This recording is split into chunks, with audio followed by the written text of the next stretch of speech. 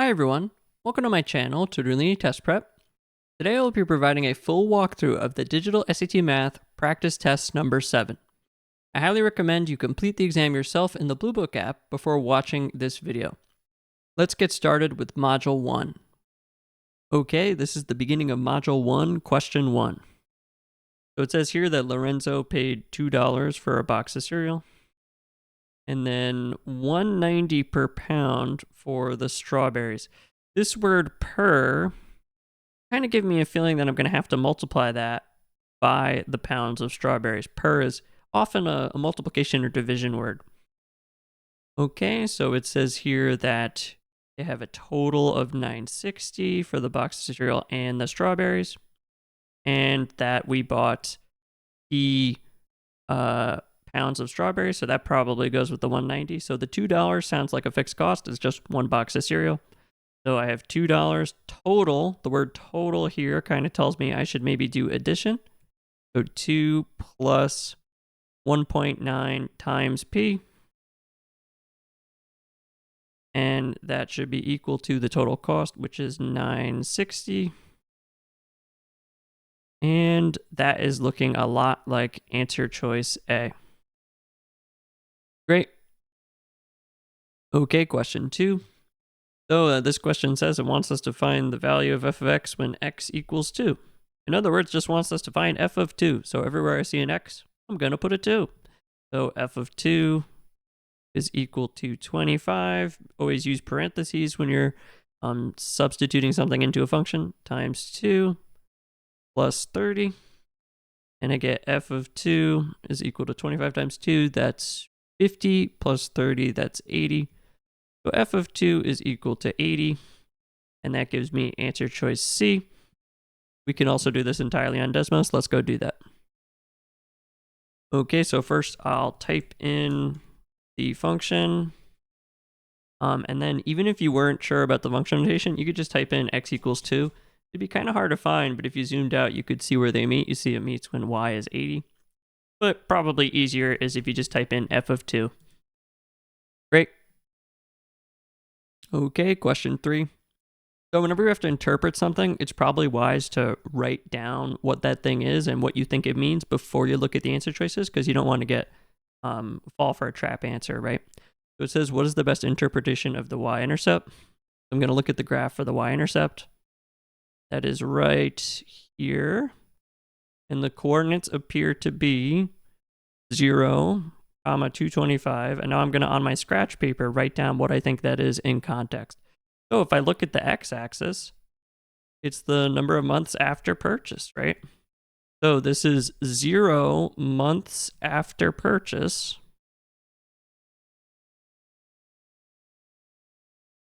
And then the y-axis is the value, so it's worth $225.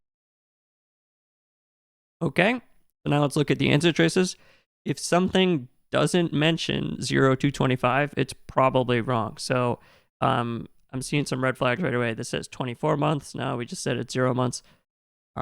This says 24 months.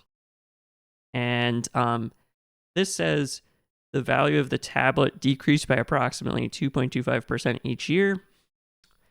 I don't really know where it says anything about that. That might be something else. This is an exponential function. That might be maybe like the multiplier, like the b, the a times b to the x, if it was like the b value.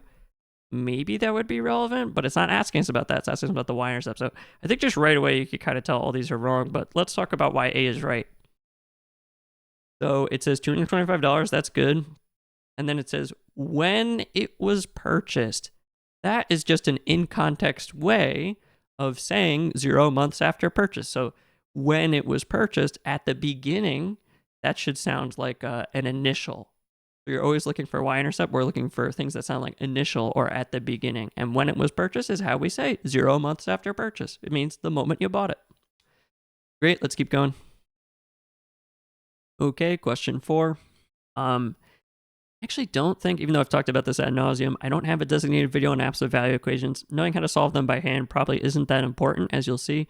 But let me put some notes so that those of you who are unsure can follow along a little better. This is just a little table I made really briefly. Pause this video, write this down if you want. Really briefly going over how to solve absolute value equations. If you have an absolute value equal to a negative, no solution. Absolute value equal to 0, one solution. Just drop the absolute value bars. And if you have an absolute value equal to a positive number, there are two solutions. You have to write two equations. In this case, we did x minus 4 equals 2 and x minus 4 equals negative 2.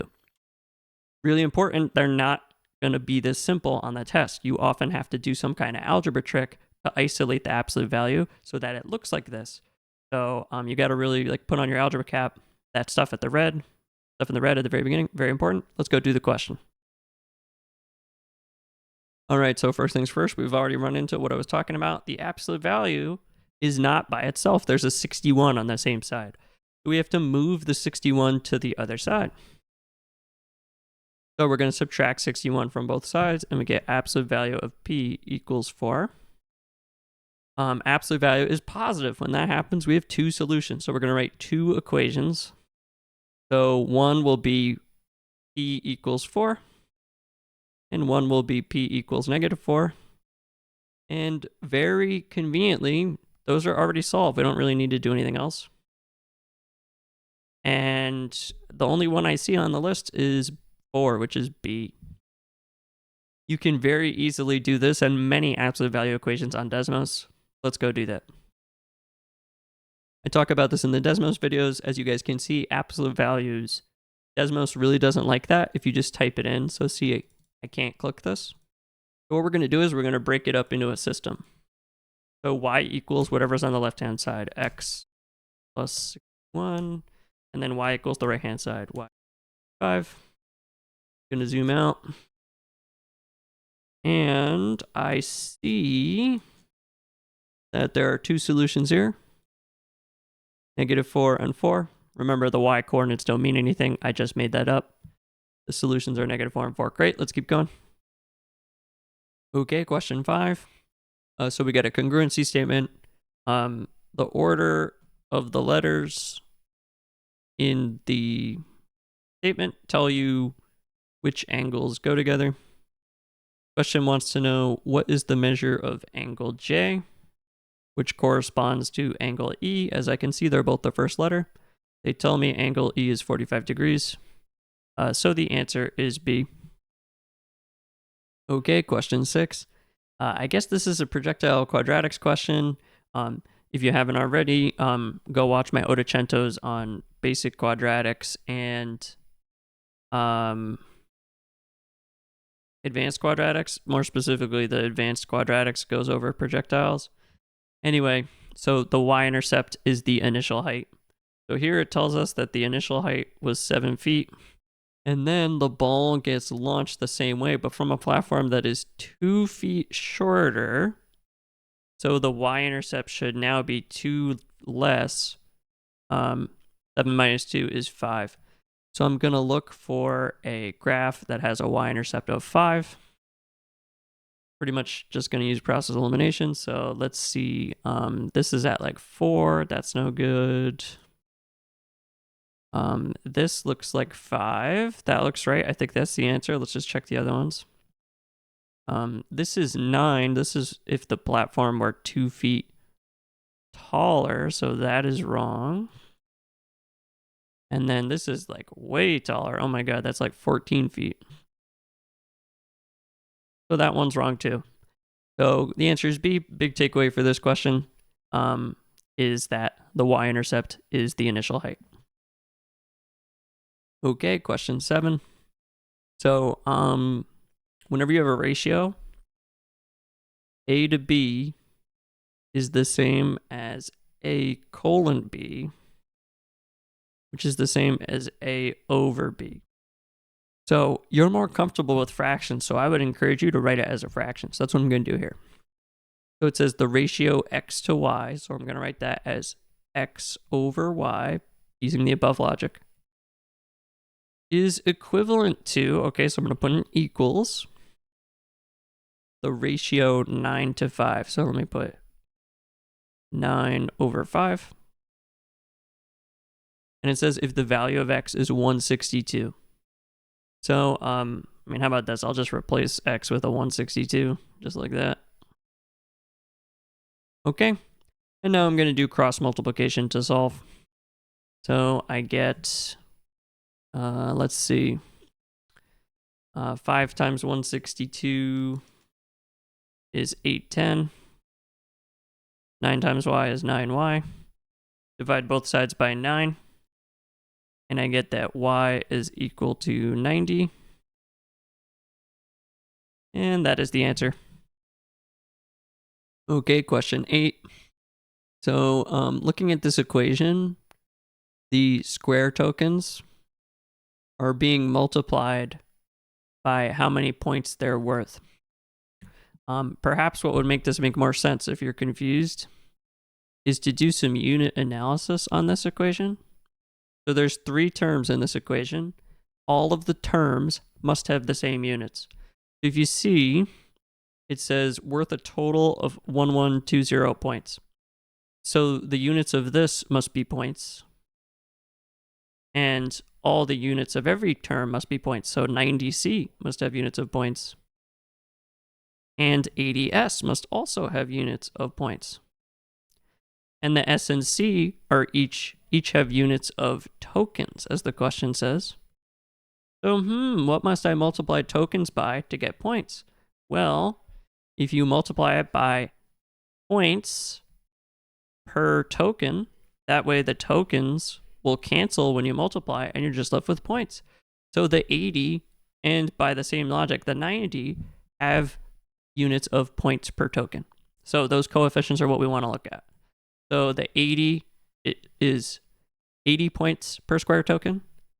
And then the 90 is 90 points per circle token. And it says how many more points. That's a subtraction word. How many more points? So we're going to do 90 minus 80. And we get n more points, which is answer choice D. Okay, question 9. So we've got an x plus 9 on the top and the bottom multiplicatively. So we can cancel them out. And we are left with x minus 9 equals 7. Now I'm going to add 9 to both sides. And I get x equals 16. We can also do this one entirely on Desmos. Let's go do that. Okay, Desmos is not a big fan of rational expressions either, so I'm going to type it in using the method I used earlier. Break it up into a system, just like I talk about in my Desmos videos. So y equals left-hand side, y equals right-hand side. And it seems like they meet when x is 16. Great. Okay, question 10. This is a literal equations question. We just want to isolate, so see where it says in terms of, we just want to isolate the thing that comes before it. So we want to get c minus b by itself. So let me rewrite this real quick. So I'm kind of seeing, putting on my algebra cap, and I'm thinking, and I think that if I move this guy over here, I'll get c minus b. So I'm going to subtract b from both sides. And whenever I do literal equations, I'm very careful. This isn't just for the video. Like, I'll actually write out the algebra so I don't make a mistake. So this guy, because letters are harder to picture in our head, right? So 12t equals b minus b is just 0. C minus b. Okay, we just got c minus b in terms of t. So the answer is 12t, which is option D. So it seemed really scary at the beginning, but it was really just one step of algebra. Okay, question 11. So to find an x-intercept, we're always going to set y equal to 0. And to find a y-intercept, we're always going to set x equal to 0.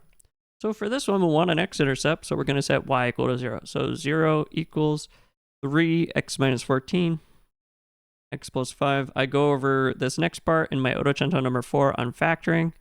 This is called the zero product property. So we're going to search for all of the core factors.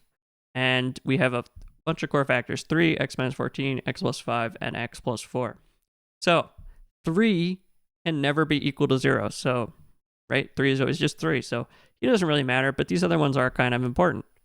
So x minus 14 x plus 5, x plus 4, those could all potentially be equal to 0. So I write down x minus 14 equals 0, x plus 5 equals 0, and x plus 4 equals 0. It's called the zero product property. And now I just do one step of algebra. So for this one, I'll add 14, x equals 14. Subtract 5, x equals negative 5. And then subtract 4, x equals negative 4. And it says, what is and? So really, like, you could just put 1. So I don't know, why don't I just put 14? But you also could have put negative 5 or negative 4. We can also do this entirely on Desmos. Let's go do that. Okay, so all I did was just type this in, and now I'm just going to click on the x-intercepts. I have this really terrible skinny window for the recording. But if you go through and double click on all of them, you should get negative 5, negative 4, and 14, just like we got. Okay, question 12. So to find f of 1/4, notice how the 1/4 is where x is. So we're going to replace all the x's with a 1/4. So 5 times 1/4 minus 1/4 squared plus 11/4. And 1/4 minus 1/4 is 0. 0 squared is 0. And 5 times 0 is 0. So I get 0 plus 11/4 or just 11/4. And that is the answer. We could also do this entirely on Desmos. Let's go do that. Okay, so first I'll just type in the function 1/4 minus x squared plus 11/4. And now I'll type in f of 1/4. And I get 2.75 or 11/4. Okay, question 13. Definitely check out my Ottocento on circles. You can also, you should really watch my short. I believe it's titled Equation of a Circle.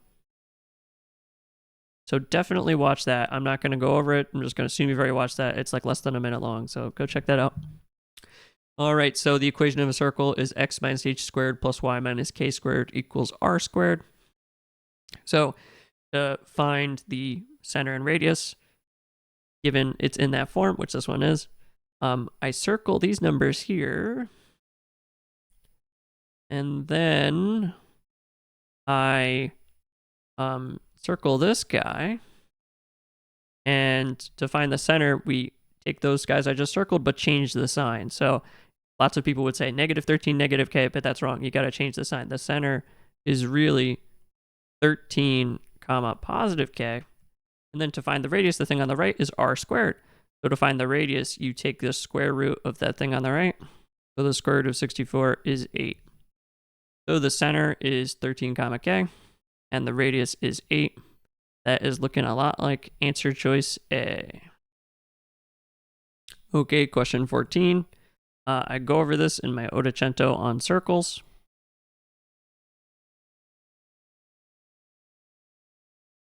If you look in the reference sheet up here, the area of a circle is equal to pi r squared. So here they tell us the radius is 2.1. They say that at the beginning. So we're going to put in a radius of 2.1. So I have area equals pi 2.1 squared. And 2.1 squared is 4.41, which doesn't really simplify to a helpful fraction, at least for a standardized test. So I'll just leave it as 4.41. So its area equals 4.41 pi. And now hopefully you guys see that it says the area of the circle is equal to b pi. And hopefully you can see that, oh, b is just the thing in front of the pi, so 4.41. So the answer is 4.41. Great. Okay, question 15. I'm just going to assume you've already watched this. If you're having trouble with this, go watch my Ottocento on average rate of change. I think it's number 8, something like that. Okay, so To find the average rate of change, we're pretty much just going to use the slope formula. But really importantly, we need to pick out the 2 points that they want us to use. So here you see it says at the bottom x equals 5 and x equals 7. So I'm gonna highlight both those. So x equals 5, that's like here, and x equals 7, that is like here. So let me write down the coordinates of those points. So the first one looks like 5, 14.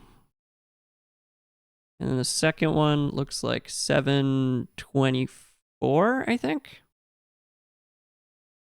And now we'll just use the slope formula.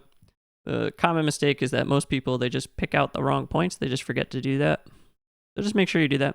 So y2 minus y1 over x2 minus x1.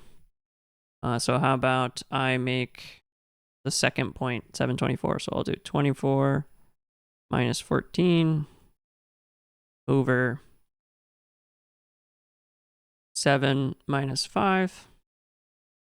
And let's see.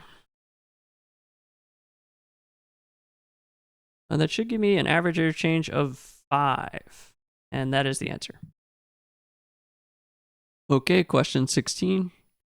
So we'll solve this one by hand first. I'm noticing that elimination would work really good because these two guys, if I add them, they'll go away. It'll give me 0. I don't even need to do anything. I can just add them. So let's add these two equations. And you see these guys will go away. So 3y plus negative 3y gives me 0. 4x plus 9x gives me 13x. And then 17 plus negative 23, that's negative 6. So now I'll start solving for x. So let me add 6 to both sides. I get 6 equals 13x. And I could solve for x and get some kind of fraction. But you see they want 39x. So how about this? How about I just multiply the whole equation by 3, and I'll get 18 equals 39x. You didn't have to do that, but certainly noticing that will save you a lot of time. So the answer is D, 18. Let's see if we can do it on Desmos. Okay, so I typed this equation in. I'm going to click on where they meet, and I'm going to export this point. And I'm going to call this point, how about capital S for solution? And why don't we call the x-coordinate A, like A comma B? So A equals S dot X. And you'll notice this doesn't give me the exact solution, but it's going to give me close enough. So let's do 39A. And you see I get roughly 18. You can tell by the multiple choices that it's got to be 18. You could have just read it off the graph and typed it into 39 times 0.46154, but you see that might be a little slower. And what if you type it in wrong? So I like exporting it, makes it a little easier. Great, let's keep going. Okay, question 17. Guys, I have 3 really helpful shorts. Go to my shorts tab. There's 3 shorts. They're all titled exponentials plus time. Go watch them before you watch this explanation. I go over this equation and how to deal with these problems in great detail there. All right, so the equation that we care about is y equals a times b to the t over n. A is the initial value, B is the multiplier, and N is the interval. So what I suggest you do is don't even look at the answers or even the question really. Just read the first sentence and try to interpret what this thing is saying.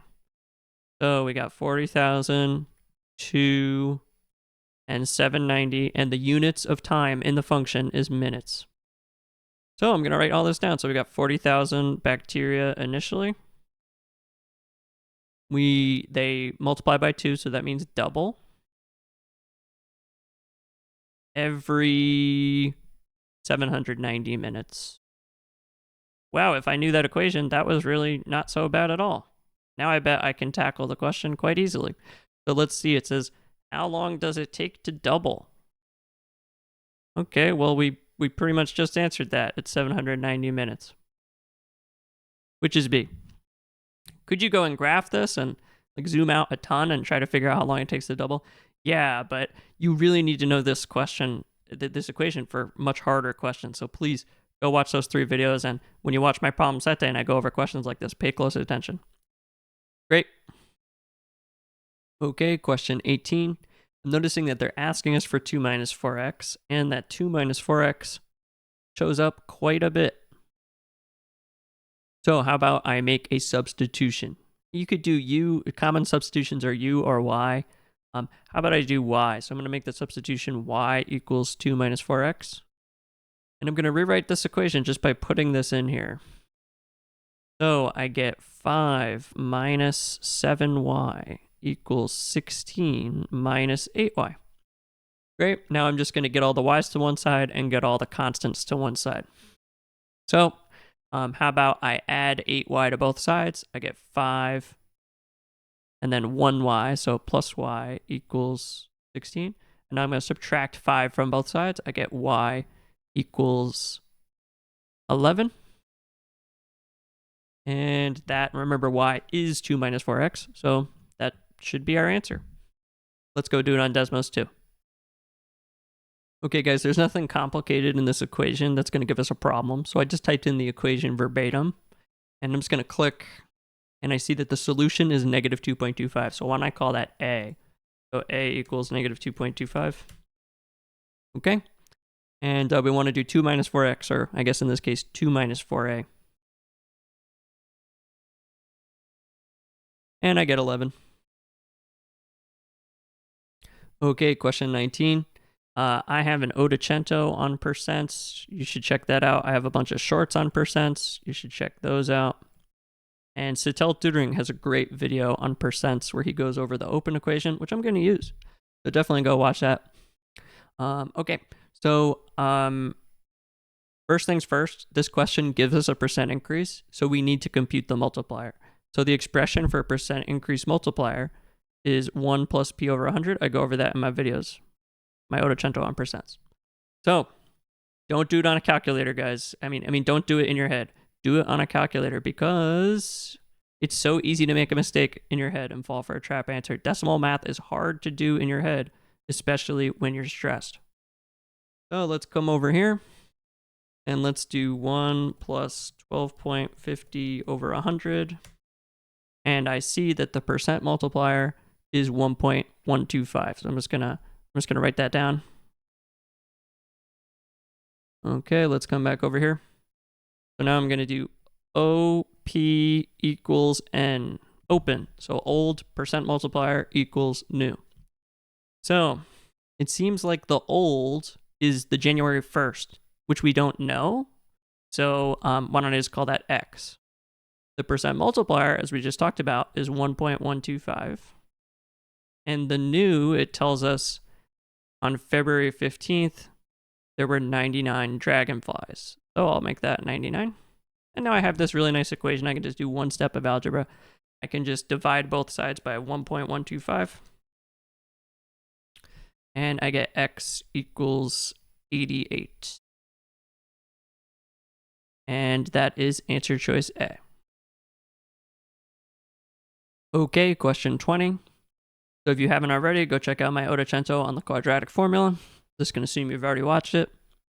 I got the quadratic formula pulled up here. The reason I knew to do this was because if you look next to this like minus square root, see how it kind of looks like this part in the quadratic formula? That's kind of your hint. All right, so I've got an A of 2, a B of -8, and a C of -7.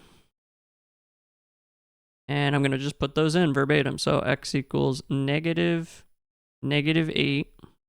plus or minus the square root of -8 squared minus 4 times 2. C is -7 all over 2 times 2. So -8 is 8. 2 times 2 is 4. And then -8 squared minus 4 times 2 times -7. I would maybe just do that part on a calculator. I wrote it down off to the side already. Is 120. So now the next step would be to simplify the radical. And 120 is simplifiable. But here's the thing. We're done, right?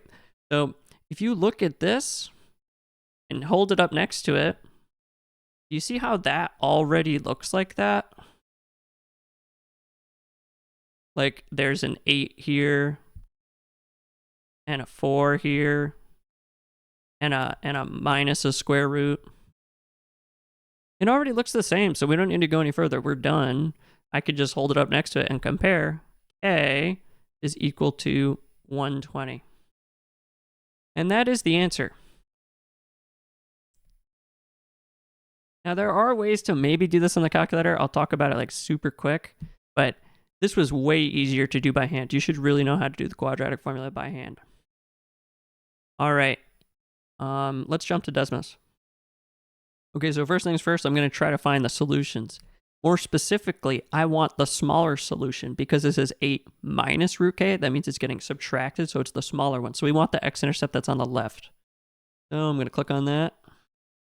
And it looks like that is this number, negative 0.73861. I'm going to get rid of this, and I'm going to make this an equation, like y equals. And now I'm going to type in the expression for the answer. So 8 minus square root, and instead of k, I'll put x. And if you look very carefully, this is really terrible to see on this window, and definitely not a good way to do this. Just showing you how you can improvise if you forget something.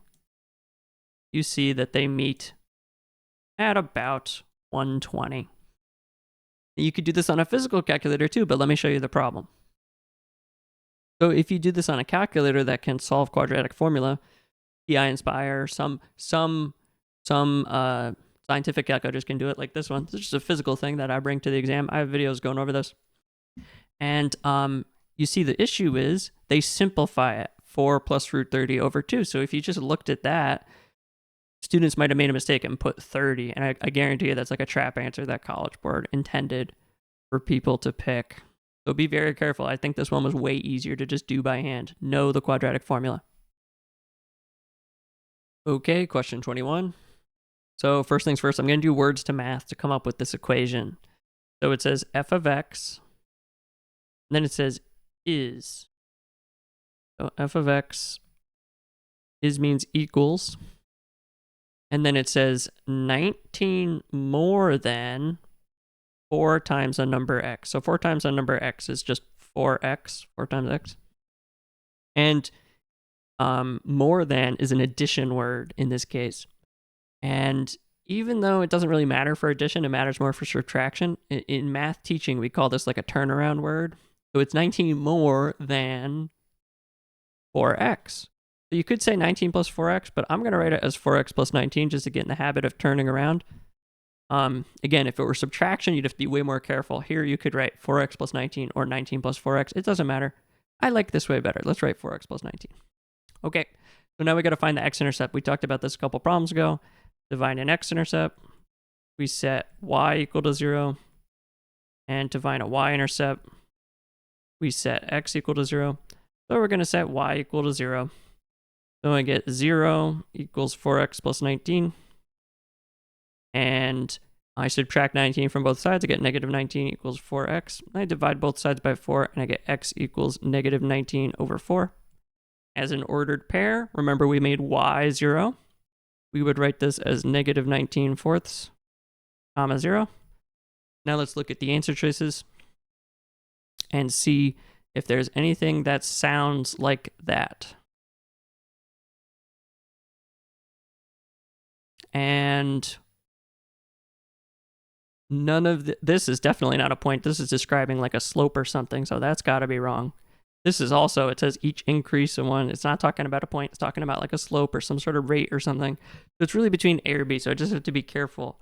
Remember, x is negative 19 over 4. X is the number, a number x. So I think it's this one. The number is negative 19 over 4. And then f of x or y is equal to 0. So that looks good. I suppose I didn't really need to do any of the math because A is the only one that is even an x-intercept. Great, let's keep going. Oh, by the way, guys, one thing I want to mention before we move on. So you could plot this. Let me actually do that right now.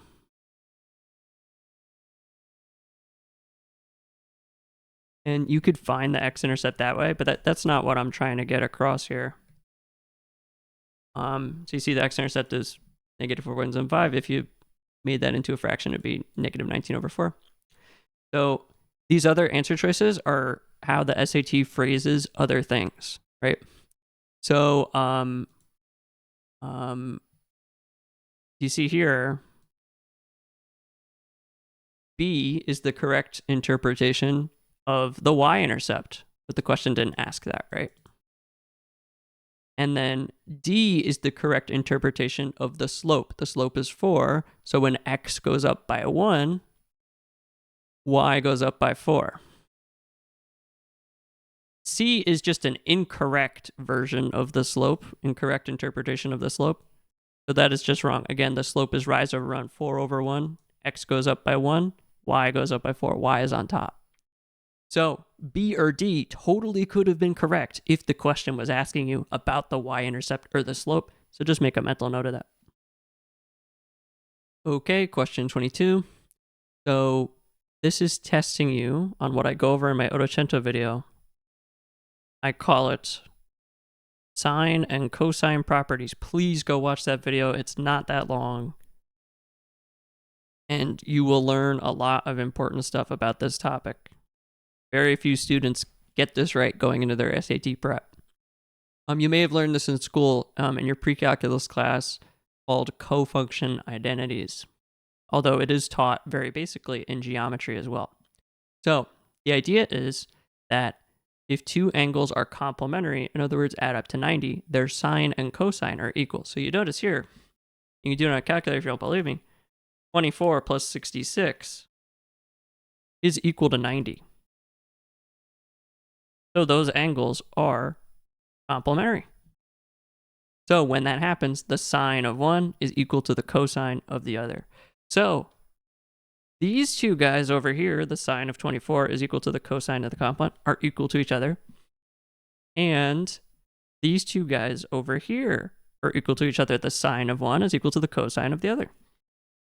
Okay, so how about I call the yellow ones A and the green ones B?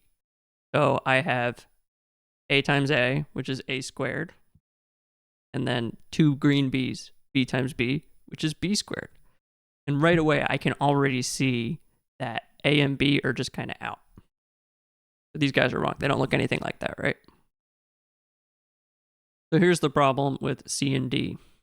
So A, as we talked about, is equal to both sine of 24 and cosine of 66.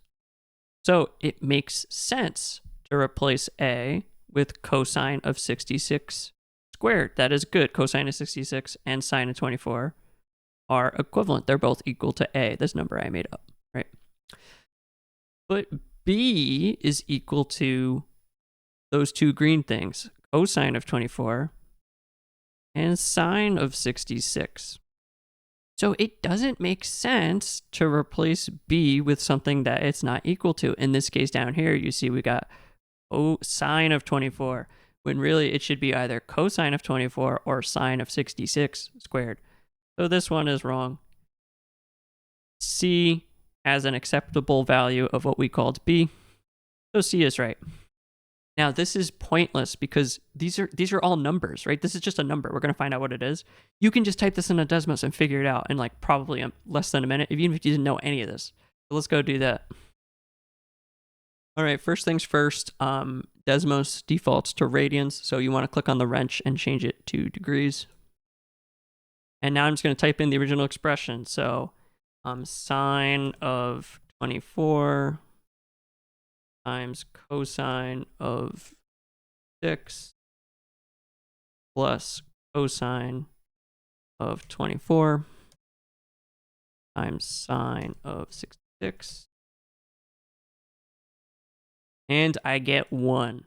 So now I could just go and type all those in, and whichever one gives me 1 is the answer.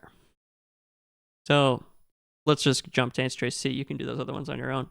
Cosine 66 squared plus cosine 24 squared. And we get 1. They have the same value, so C must be the answer. Great. Okay, this is the beginning of Module 2A, question 1. So it says here we've got a total of 165 people, and all of them are either a donor or a volunteer. So how about I write a little equation? Total tends to mean addition. I'll do like donor plus volunteer equals 165. They tell us that there's 130 people as a donor. So 130 plus volunteer equals 165. Now I'll just subtract 130 from each side. And I should get that there was 35 volunteers, which is choice A. Okay, question 2. They want us to figure out which color appears 70 times. So 70 on the y-axis is right here. So I look and I see that that appears to be the bar labeled green.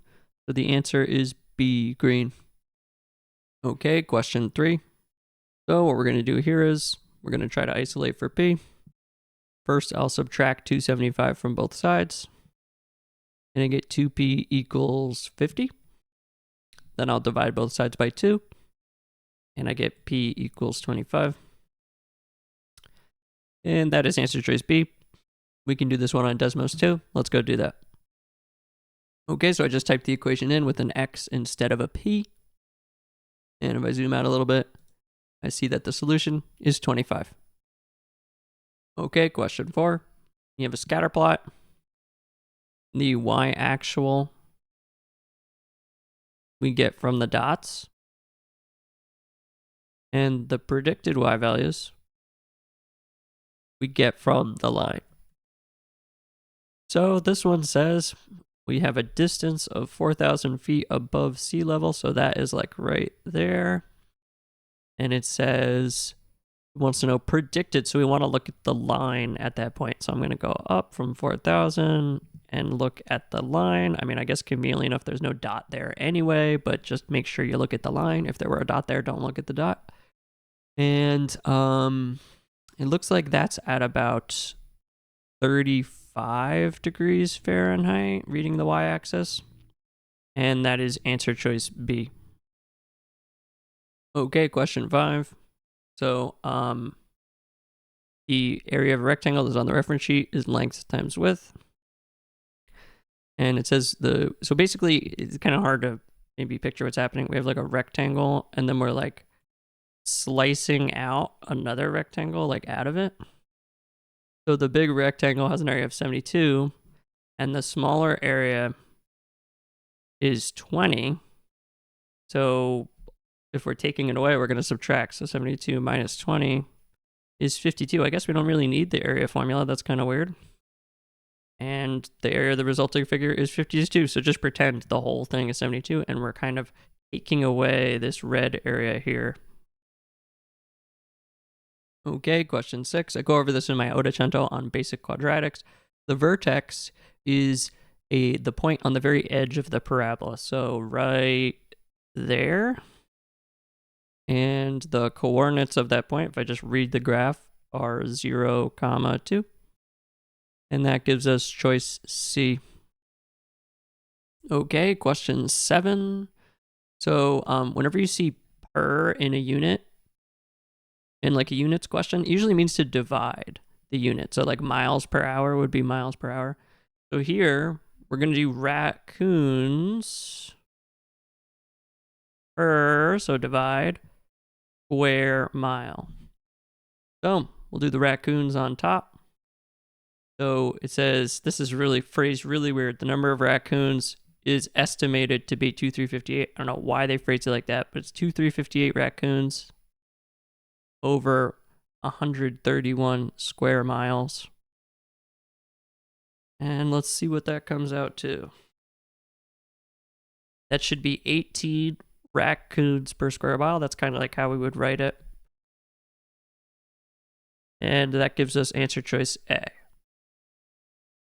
Okay, question 8. So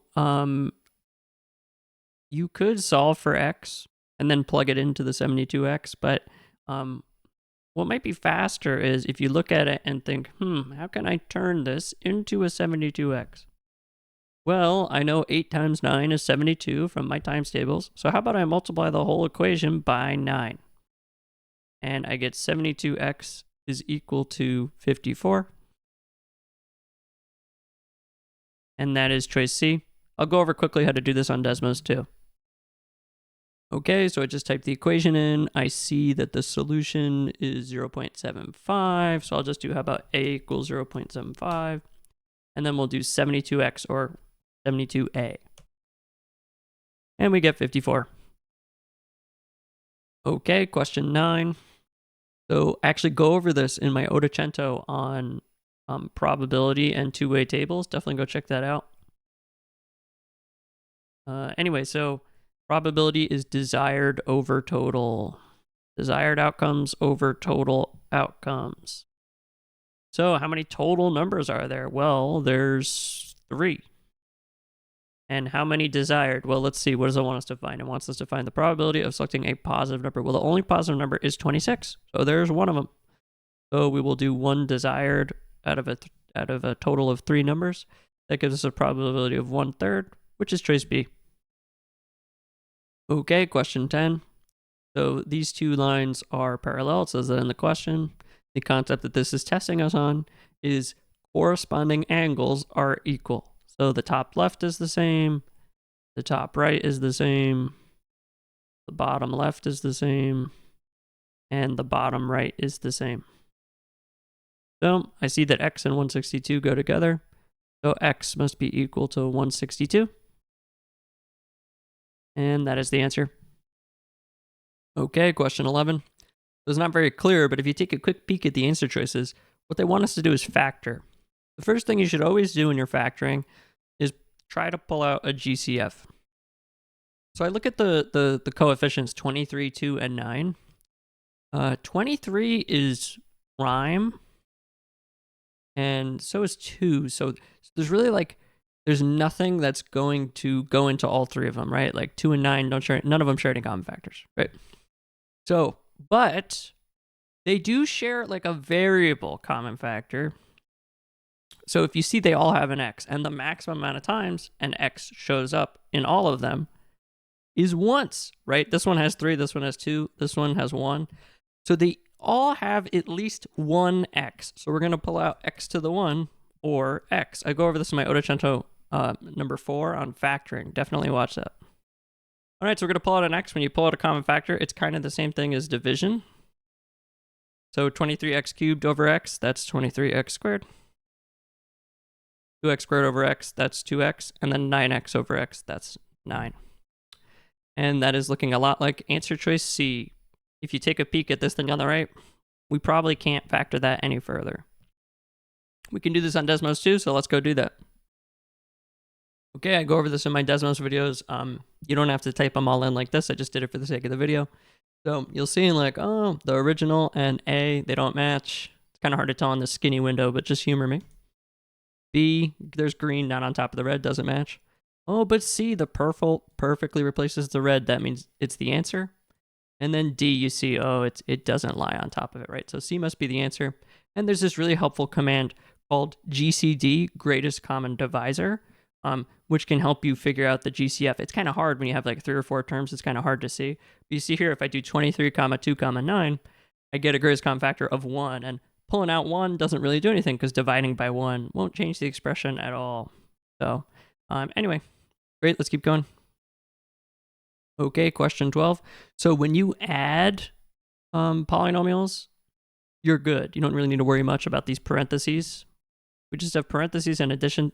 The parentheses don't really do anything. You can just kind of rewrite it without the parentheses. If there was a subtraction sign here, you'd have to be really careful to distribute the minus sign to the whole thing, but there's no minus sign. I could pretty much just rewrite this without the parentheses.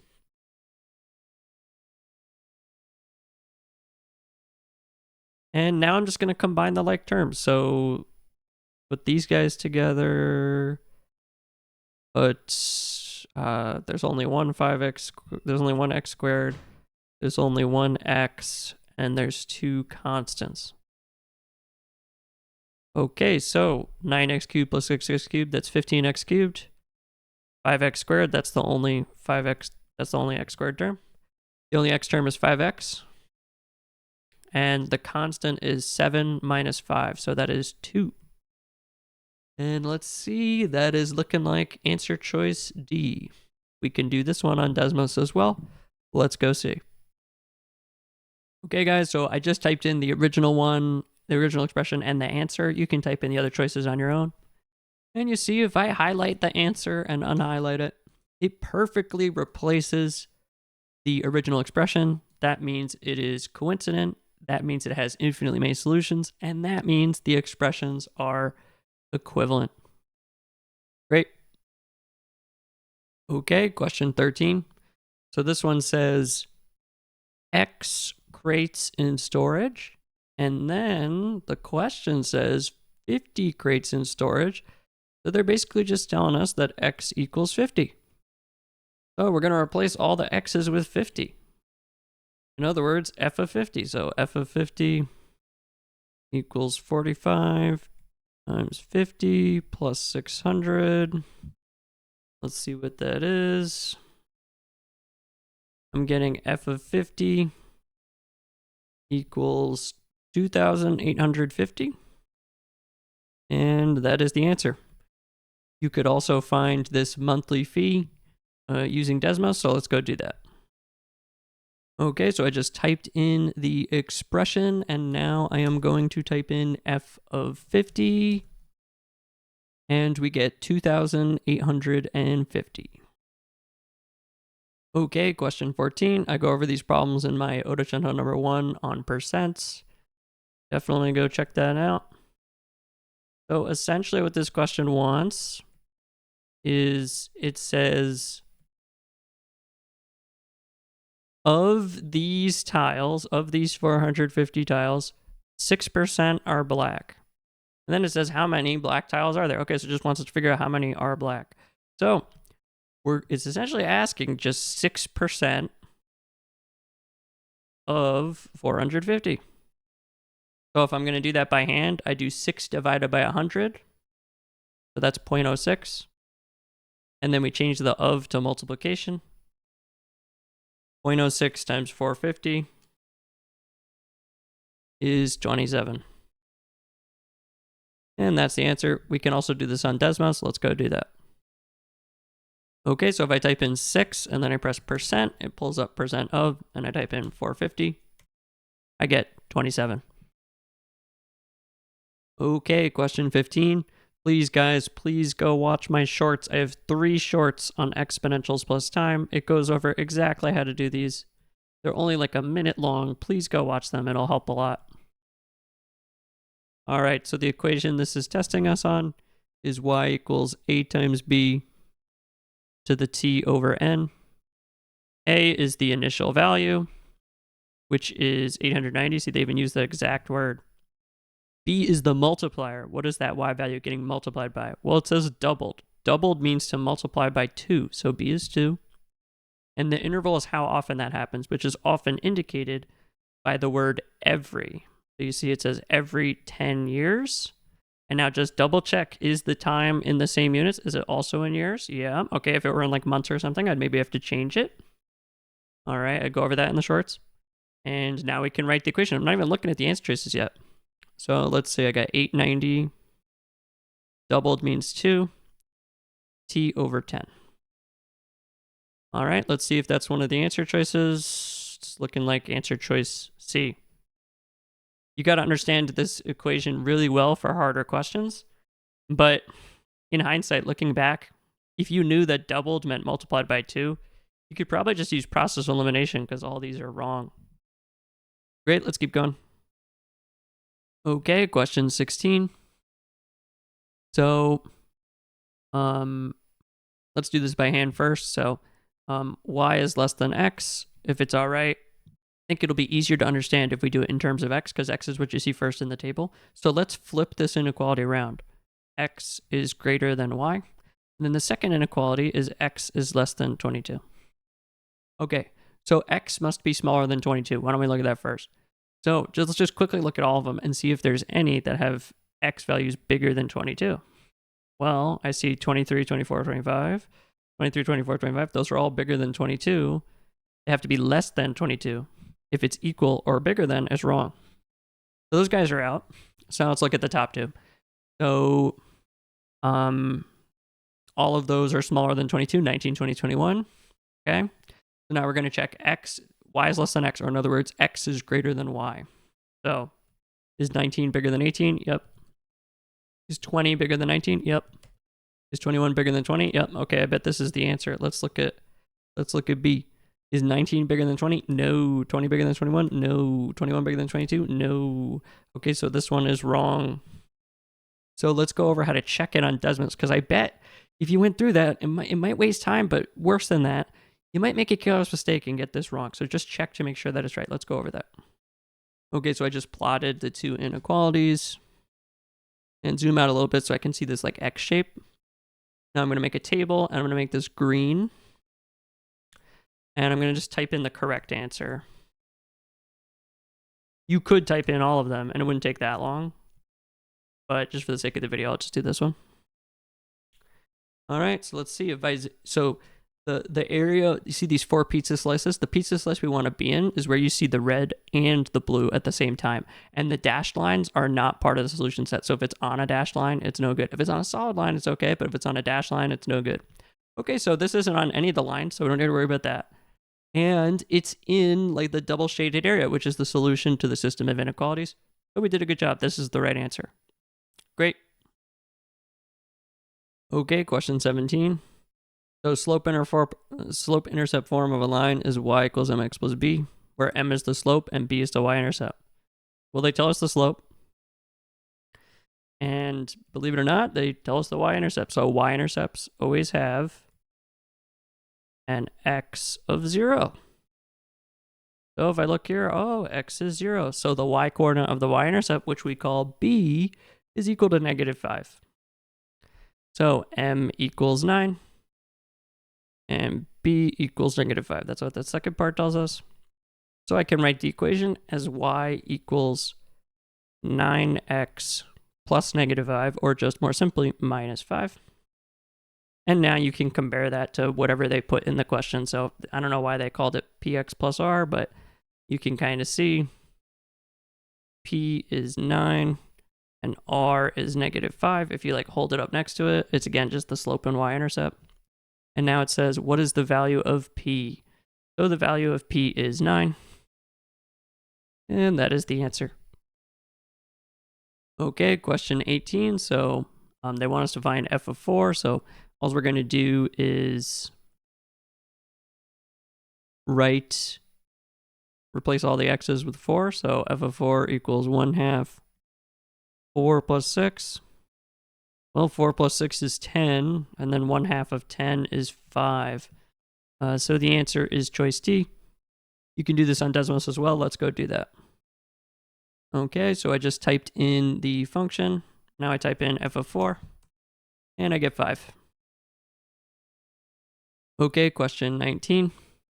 So probably the easiest thing to do here is to convert this in a slope-intercept form. That's probably what most people would do. So let's do that. So this is what's called standard form. It's you're pretty much going to do the same thing every time. So we move the x term to the other side. We're trying to get y by itself. So we move the x term to the other side. We're going to subtract 10x. So I get -5y equals -10x minus 12. And now I'm going to get rid of that -5. So I'm going to divide both sides, or just divide every term by -5. And I get y equals 2x plus 12/5. Slope is y equals, slope-intercept form is y equals mx plus b. So the slope should be 2. Now there's another way to do this, and I don't put too much emphasis on this in my videos, but it's been coming up more often, as you're seeing by this question. So if they give you ax plus by equals c4, you might just want to know this. The slope is negative capital A over capital B.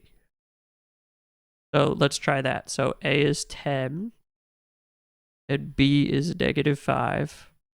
I'm going to do negative 10 over -5. That also gives me 2. So you see both ways kind of work. I don't know. I would just make sure you know both. Okay, question 20. This is one of the most important things on the entire test. So if you got this one wrong, please, guys, probably the best video I've ever made is Ottocento number 6 on linear systems. How many solutions? Please go watch that. It will get you really good at these questions. I go over all my strategies. Please watch it. All right. So it says we got infinitely many solutions, and the equation up top looks like it's in slope-intercept form. So as I talk about in the video, if you got infinitely many solutions, we should have the same slope and the same y-intercept. So same m and same b. The slope up top is 6, and the y-intercept is 3. So we want an equation that looks exactly like that when put in the slope-intercept form. So I'm just going to rewrite all these in slope-intercept form. So 2 times 6x, y equals 12x plus 3. Okay, that is wrong. I see I got a slope of 12. It's got to have the same slope and the same y-intercept. So that's wrong. Now let's do 12x plus 6.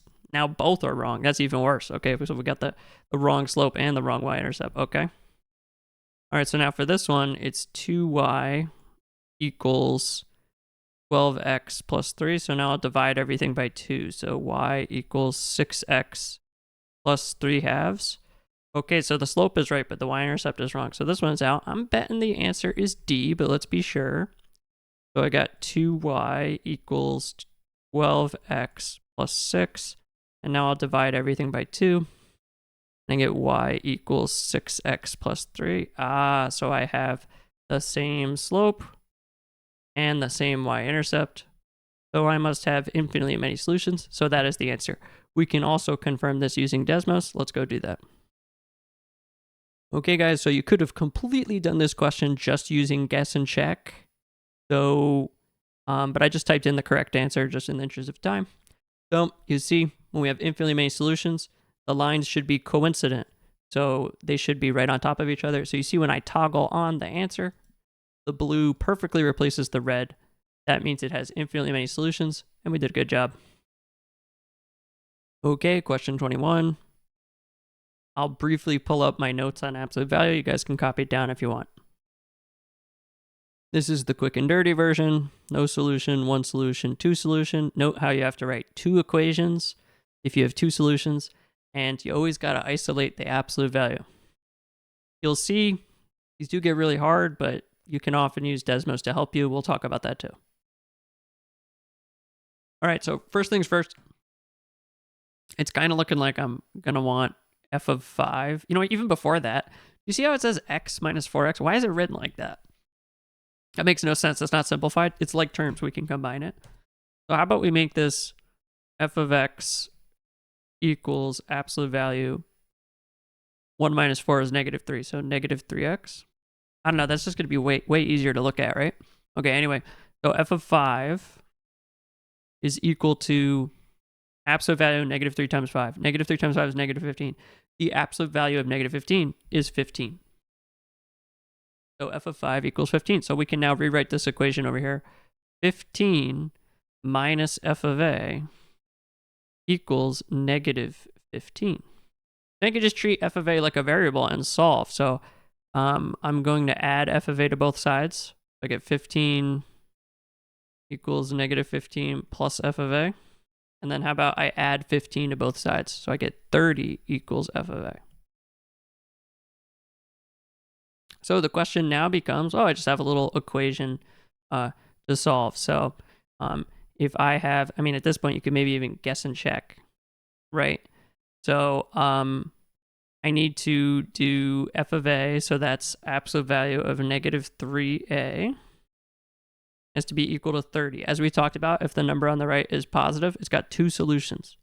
So I write two equations, negative 3a equals 30, which gives me a equals negative 10. And then I write another equation, negative 3a equals negative 30. And if I divide both sides by negative 3, I get a equals positive 10. So I believe the two solutions are negative 10 and 10. And that gives us answer choice C. Let's go do it on Desmos as well. All right, so first I'll just type in the function verbatim. Then I'm going to figure out f of 5. And how about this? How about we just assume that we're cool doing that like 2 steps of algebra I did off to the side here. And we figured out that f of a has to equal 30. So f of a equals 30. X is a and y is 30. So how about I just type in y equals 30 and we'll see where it meets. And you see it happens when a or x is negative 10 or 10. We get the same thing. There might be a way to type in that, really brief equation there, f of 5 minus f of a. I don't know. Kind of seems like it just would waste time. I think it was pretty quick to figure out once you figured out that f of 5 was 15. I think it was pretty quick to figure out that the thing you wanted in that equation was 30. Okay, question 22. So we're going to just be really careful doing words to math on that first sentence. So it says in August. So how about I do A for August?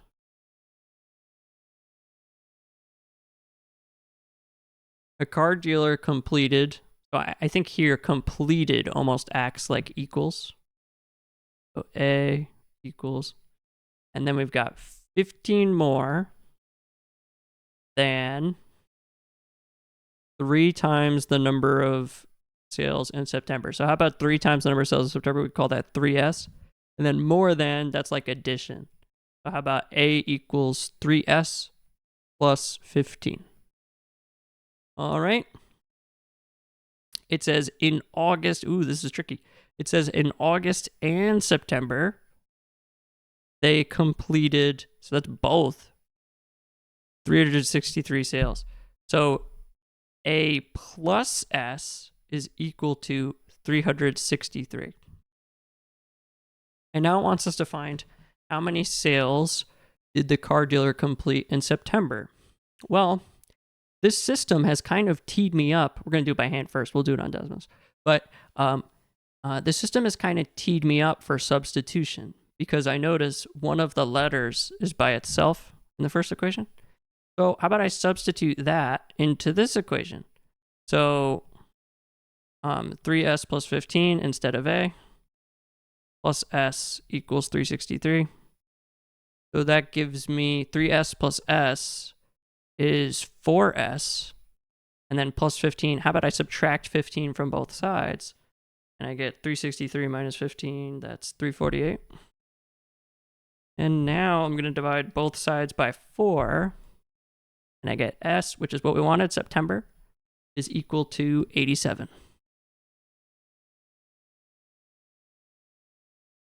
And that is the answer. All right, let's do it on Desmos as well. Okay, so you'll notice, guys, that if we type in like A and S and stuff, it's not going to really do a good job graphing it. So we need to change these to like X and Y.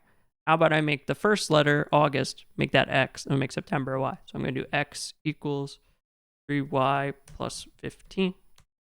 And X plus Y equals 363.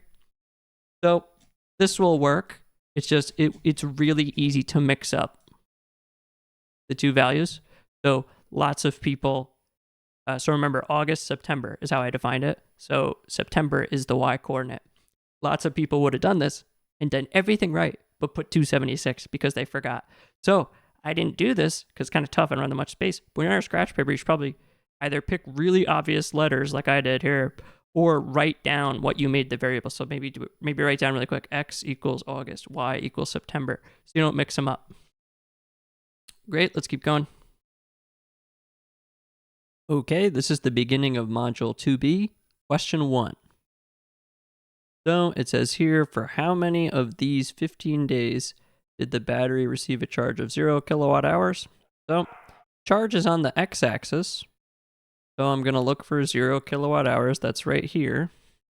And then I'll read the bar chart. And it says we've got 6 days, which is answer choice D. Okay, question 2. So it says it wants us to find the slope of the line of best fit. So really important, guys.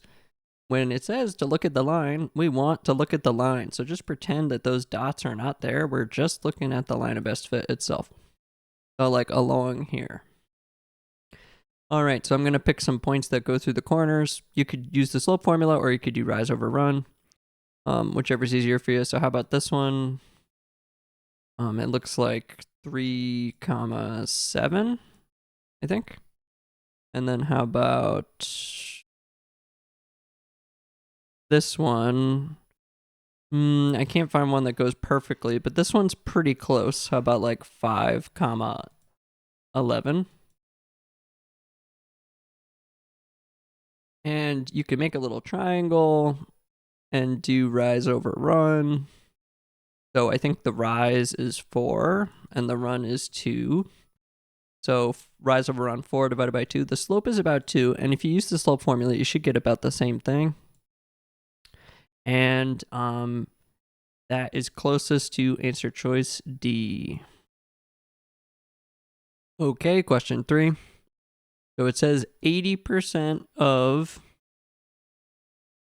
the total items, notice how it later calls it that, are faulty. So how about we translate this to a little like phrase using some notation. So 80% of the total items, how about I use T? Or I could say like is and then faulty, capital F, about for faulty. 80% of, I go over this in my percents video, 800%. We divide by 100 and change the of to multiplication. 80 divided by 100 to make it a decimal is 0.8. I'm going to do 0.8 times the total of times. I don't need a times because, putting a number next to a letter means multiplication. It's called the default operation. Is means equals. Faulty. Okay, so they tell me I have 88 faulty items. So we're going to make F88, so 0.8 T equals 88. SAT loves doing this, using all these 8s to try to confuse us. And now we're going to find the total items, so we'll divide both sides by 0.8. And we get 110 total items. That can feel a little counterintuitive, so why don't you go back to the beginning and see if it makes sense. If you do 0.8 times 110, you get 88 faulty items. Great. Okay, question 4. So this is pretty much testing us on basic exponential. Y equals A times B to the X, where B is the multiplier and A is the y-intercept. As long as it looks exactly like that. And you'll notice, for the most part, all of these look like that, right? So, A is the y-intercept. The y-intercept happens when x equals 0. So I look here and I see x equals 0. The y-intercept is 1. So A is equal to 1. Now I can figure out the multiplier by looking what happens to y when x goes up by 1. And you'll notice very conveniently they did this on purpose. X is going up by 1, right? So what's happening? Well, 25 times 1. I'm not sure what that's getting multiplied by. If you can't see it, take one of the y values and divide by the previous y value. So I'm going to do that. How about I take 1 and divide by 25? Well, that's 1/25. And sure enough, I bet if you go on your calculator and do 25 times 1/25, you'll get 1. And then you do it again, and you get 1/25. And then you do it again, and you get 1 over 625. So B is 1/25. So this equation should be 1 times 1/25 to the x, and then we really don't need that 1 in front. So we can get rid of that. And that is answer choice D. We can also do this on Desmos. Let's go do that. Okay, so I just made a table, and now I can perform a regression. And because this is a basic exponential, I don't even need to type it in. I can use this new feature. I'm going to click on this little symbol up here that says add regression. And I'm going to change it to exponential. The question even said that. It said it was an exponential function. And how about I change the color to purple just to make it look nicer, and I'll zoom in a little bit. Maybe even do that. And that looks pretty good. We got an r squared of 1. It goes through all the points. Looks like an exponential curve. And now you can see the equation there. But here's what I'm going to do. I'm going to export as a custom regression. And then you can see b is 0.04, which is 1/25th. So that equation up at the top, 1 times 0.04 to the x, that's really just 1 times 1/25th to the x, which is answer choice D. Great. Okay, question 5. So you could solve this equation either by hand, figure out what x is, and then plug it into 72x. But it goes a little bit faster if you recognize how to manipulate 8x into 72x. Well, I know from my times tables that 8 times 9 is 72. So I'm going to multiply both sides by 9. And I get 72x is equal to 54. And that is answer choice C. Like I said, we could solve the equation too. It's a little bit slower, but you could still do this if you didn't see that. So the solution is 0.75. So how about I do A equals 0.75. And then on the next line, I'll type 72a. And we get 54. Okay, question 6. So this is testing us on rules of exponents. When we divide by a common base, we subtract. You'll notice one of them is like kind of weird, like the q. It's going to give us like a negative exponent. Here's how I like to think about it. I do the subtraction in the direction that makes it positive, and then whichever one has the bigger exponent, I put it on that side, just kind of automatically. So let me show you. So h15 over h to the 5. So 15 minus 5 is 10. So the bigger one is on top. So I'm going to put h to the 10 on top. And then q to the 7, q to the 21. Well, 21 minus 7 is 14. Q to the 14, you'll notice the bigger exponent, 21, is on the bottom. So I'm going to put q to the 14 on the bottom. And I don't know, this is a little shortcut that we don't need to introduce negative exponents if you don't need to. Anyway, that looks like answer choice A. We could also do this on Desmos. Let's talk about it. What I'm going to do is I'm going to just introduce values for the variables and guess and check. They said it has to be positive, so I made them positive. Don't use 1. 1 has a lot of special properties when you're doing exponents, so I would start with like 2, 3, 4, 5, something like that. That's what I always do. And let's type in the original.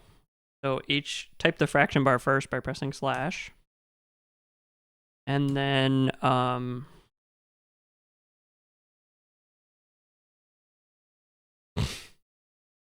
oops, I messed up. 1 second. All right, looks good. So now if I type in A, it should give me the same thing. You can type in all of them if you want, but I'll just do A in the interest of time. All right, and sure enough, for the original expression and for the answer choice A, I get the same thing. I bet you if you went and typed in B, C, D, you would get something different. Great, let's keep going. Okay, guys, this is question 7. So please, please, please, if you haven't watched it, go watch my Ottocento number 3 on confidence interval and margin of error.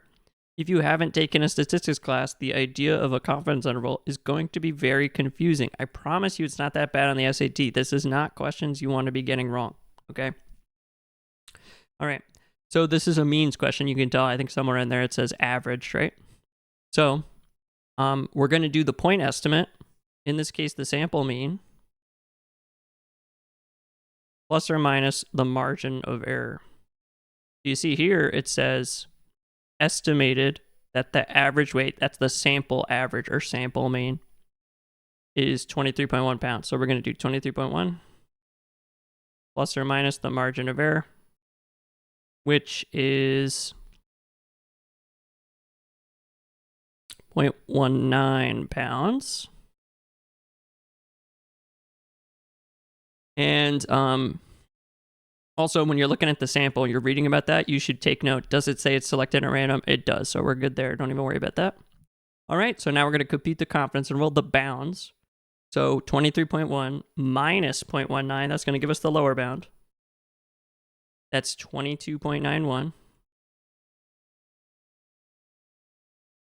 And then 23.1 plus 0.19, that's going to give us the upper bound, 23.29 ounce. So if you watch my video, guys, I talk about the interpretation. This tells us that the true population mean is plausibly between those two numbers. So it's got to say between those two numbers. Well, maybe you're kind of seeing the only one that even says that is A. So they didn't really do a good job coming up with trap answers on this one. I'm not really sure how the trap answers trick us besides just not knowing this, right? You see it doesn't say between. It actually says outside the confidence interval, which is not true. And this doesn't even have both values in it, so hopefully you can see that that's wrong. So let's talk more about why A is right. So, and where maybe they would introduce more convincing trap answers on another question. So I talk about this in my video. You always want to look for it to say plausible. So that just means like probable or possible. If it says certainly between or definitely between or definitely not between, then that's too extreme language. Kind of like the reading section. It's too extreme. That would mean it's wrong. Plausible is a good word. We want to see that. The other way they're going to mess you up is they're going to say, here, do you see how it says the average weight of all boxes of oranges filled by the company? What they'll do is they'll pull the wrong population from the question. So do you see this key word, all, and then boxes of oranges filled by the company? That's the population. Maybe a trap answer would say, oh, just the 344 boxes in the sample. That's wrong. The whole point of a statistical study is to extrapolate it to a larger group. In this case, all boxes of oranges. So you see, you look where it talks about the sample, and then you kind of chop off the number. And instead of saying 344 boxes of oranges, we say all boxes of oranges filled by the company. Great, let's keep going. Okay, question 8. So first thing I'm going to do is clear the denominators. I see we have denominators of 2 and 3. The least common denominator of 2 and 3 is 6. So I'm going to multiply the whole equation by 6. So this gives me 6 times 1/3 is 2x plus 6 minus 6 times 1/2 is 3x plus 6 equals 6 times -8, which is -48. And now you can distribute all this, but faster way is to notice that these guys are the same. So 2x plus 6s minus 3x plus 6s is minus 1x plus 6s. So minus x plus 6 equals -48. I'm going to divide both sides by -1. I get x plus 6 equals 48. So x equals, subtract 6 from both sides, x is equal to 42. And that is the answer. Let's go over how to do it on Desmos. Okay, I just typed the equation in verbatim.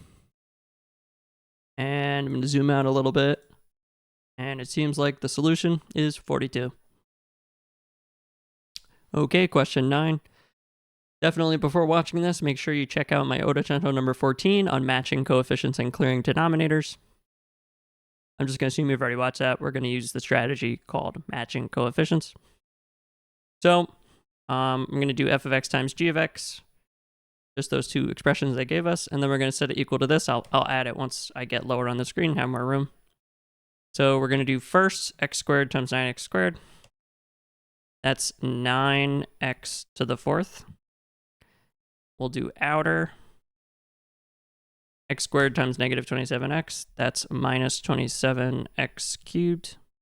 We'll do inner which is bx times 9x squared. So that's plus 9bx cubed. And then we'll do last. So that should be negative 27b x squared. And all of this is equal to, it actually works out kind of nice, 9x to the fourth minus 26x cubed minus 20 minus 3x squared. Okay, so now if we match the x to the fourths, we just get 9 equals 9, and that doesn't really help. We could now match the x cubes, or we could match the x squareds to solve it. Why don't I just go over both, just so you can see we get the same answer. So, and that'll hopefully tell me I did it right. So, let's look at the x cubes. So that is, in front of x cubed is negative 27, and then there's a 9b. And then the x cubed on this side is negative 26.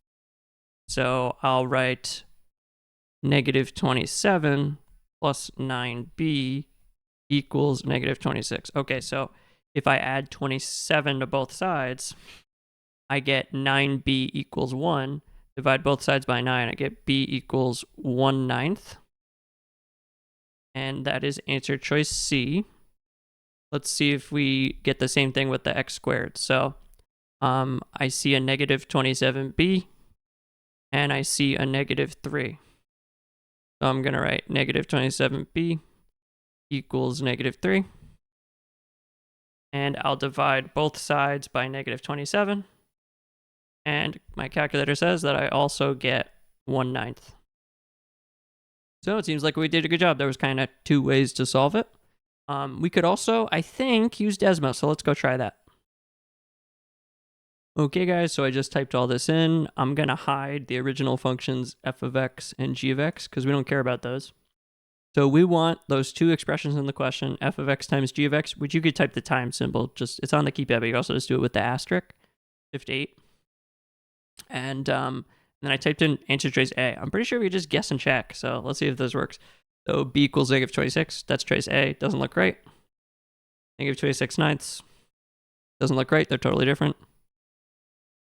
Let's try 1/9. Okay, if I toggle the second color, oh, they perfectly replace each other. That's what we got, right? C looks good. Okay, let's try choice D, which is 9. Ooh, no good. You see the purple and green are totally different.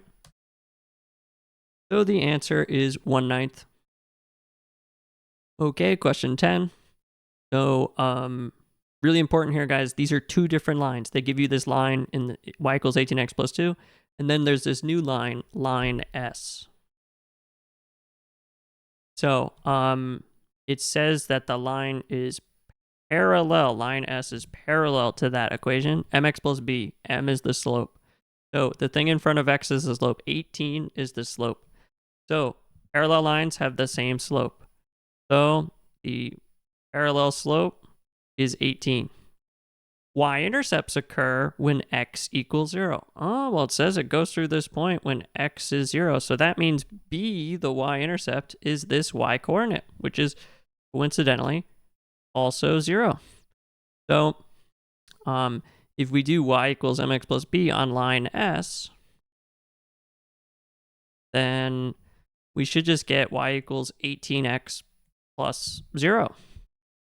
And now it wants us to plug in 4 comma d. So that's what I'm going to do. I'm going to make y d, and I'm going to make x 4. And 18 times 4 is 72. So we get d equals 72. And that is choice C. Why don't we look at Desmos to see if we can confirm that we did it right. Okay, so I typed both these equations in. They made it like really, really steep to try to make it harder to use Desmos, but I can still use it. So these 2 lines are parallel. We've established that, so we're good. Let's look at line S. Does line S go through the origin? It does. Okay. So now it says x equals 4, y equals d. Well, a quick way I could figure that out is I could make x equals 4, like the next line. Then I'm going to zoom out. And hopefully it will tell me that the y coordinate is 72. So you see 472, that's all we needed. Great, let's keep going. Okay, question 11. I go over this in Ottocento number 13 on basic quadratics. That's probably one of the most important videos I've ever made, so definitely go watch that. When you're feeling ready, go watch the advanced one as well. Okay, so it wants us to find the x value where the minimum takes place. In other words, the x coordinate of the vertex. So the question wants us to find h. So this is factored form. The fastest way to find h from factored form is to find the x-intercepts. So we're going to set y equal to 0 to find the x-intercepts, and then we'll use the zero product property to solve for the roots. So x minus 44 equals 0. Hopefully you're seeing that gives x equals 44. And then x minus 46 equals 0. That gives you x equals 46. So those are the two x-intercepts. So now we can use the equation h equals s plus t over 2 to find h. So we're going to do h equals 44 plus 46 over 2. And that should give us 45, which is choice B. Let's go do this one on Desmos as well. Okay, so I typed this in. We're going to just zoom out until we start seeing it. Zoom back in. And you will see that the x-intercepts are 44 and 46, just like we said. And the vertex is 45, negative 1. So as you're kind of seeing, the trap answer here is D. Okay, lots of people would have picked D. If it just said, what is the minimum of f of x, we would have picked D. But because it says for what value of x, that means we have to pick the x coordinate. Great, let's keep going. Okay, question 12. So I did some of the drawing off screen. So really just big takeaway is that y is a right angle. So you got to make sure you made y the right angle. Otherwise, if your picture looks slightly different, it's probably okay. Just make sure y is the right angle. Okay, so point P lies on xz. So I'll put that here. And then point Q lies on yz such that it's parallel. So point Q lies on yz. And I'm going to connect to this because they kind of told me to, PQ.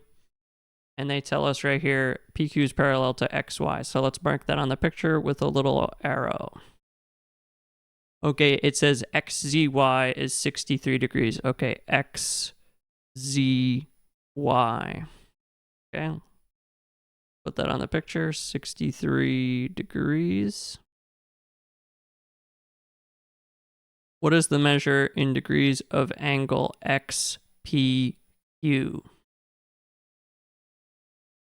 Okay, so let's label that one. XPQ, and if it's okay, I'm going to call that little x. All right. So a couple ways to tackle this, but it doesn't really matter. They're all very short. So the key thing we need to realize is that these parallel lines, a little hard to see, but you guys kind of see how those two angles I just highlighted, they correspond. So that means corresponding angles are congruent. So this guy is also a right angle. So this tiny triangle here must total 180 degrees. So if I do 180 minus 90 minus 63, I get 27. Okay. And now if you look here, we have what's called a linear pair, two angles that form a straight line. So they are supplementary. That means the angles add up to 180. So x plus 27 equals 180. I can subtract 27 from both sides. And I get x equals 153. And that is the answer. Okay, question 13. This is a really common Algebra 1 problem that you learn about in that course. Most people, by the time they get to their junior or senior year, they completely forget how to do it. So let me see if I can quickly refresh you. So consecutive means one after the other. So if you have 1, 2, 3, 4, we would call the integers, we've called the first one x, right? That would be 1, right? Then 2 would be x plus 1, x plus 2, and so on like that, right? But odd and even integers are different. Notice how this question, it says consecutive odd integers. This is like you are doing the whole thing wrong if you miss that, okay? So let's say instead, and it's the same thing, it's the same concept, you have even integers. So let's say I had 3, 5, 7, 9. Notice now they're going up by 2. So if I call the first one x, I'd have to call the next one x plus 2, and then x plus 4, and x plus 6, and so on like that. So hopefully that helps a lot. That was crucial for this question, is just knowing how to do that. It's a really random thing you learn about in Algebra 1. Okay, so now let's start doing the words to math. So it says the product of 12 and the fourth odd integer. Okay, so we just established the fourth integer. It's not necessarily 3, 5, 7, 9, but the fourth odd integer is x plus 6. So we're going to do 12 times x plus 6. And then it says is at most. At most is an inequality keyword, which means less than or equal to. 26 less than the sum of the first and third odd integers. So less than is like what we call in math education a turnaround word. So you have to like phrase it backwards. Like I say, if I have 7 less than 10, it's not 7 minus 10. It's really 10 minus 7. It's really 3. It's not negative 3. So we have to turn it around. So really the sum of the first and third odd integers, that comes first. Again, think 7 less than 10 equals 3. Very common thing is when I do it like that, you go, oh yeah, that makes sense. I'm not going to do 7 minus 10. It's 10 minus 7, right? But when you get really messy expressions, it gets you can forget that, right? Okay, so we're going to do the sum of the first and third. So the first and third would be this one and this one. So we're going to do x plus 4.